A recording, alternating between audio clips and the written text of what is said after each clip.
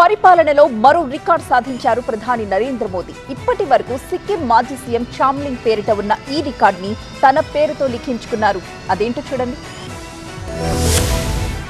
ప్రధానమంత్రి నరేంద్ర మోదీ మరో రికార్డును తన ఖాతాలో వేసుకున్నారు. తన రాజకీయ జీవితంలో అరుదైన మైలురాయిని అందుకున్నారు మోదీ. ఎలాంటి విరామం లేకుండా దేశంలో సుదీర్ఘకాలం ప్రభుత్వాధినేతగా పనిచేసిన వ్యక్తిగా నిలిచారు నరేంద్ర మోదీ.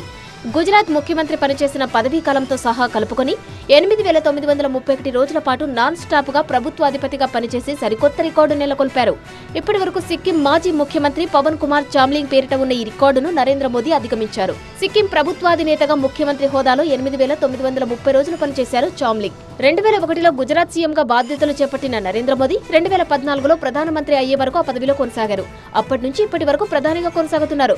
వరుసగా 6 ఎన్నికల్లో ఒక పార్టీ పక్షనేతగా ఎన్నికైన నరేంద్ర మోదీ 2002, 2007, 2012లో గుజరాత్ ముఖ్యమంత్రిగా, ఆ తర్వాత 2014, 2019, 2024 వరుసగా ప్రధాని అయ్యారు.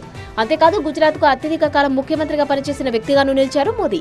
ఇదొకటే కాదు, ముఖ్యమంత్రిగా ఎక్కువ అనుభవం ఉన్న ప్రధాని కూడా ఆయనే కావడం విశేషం.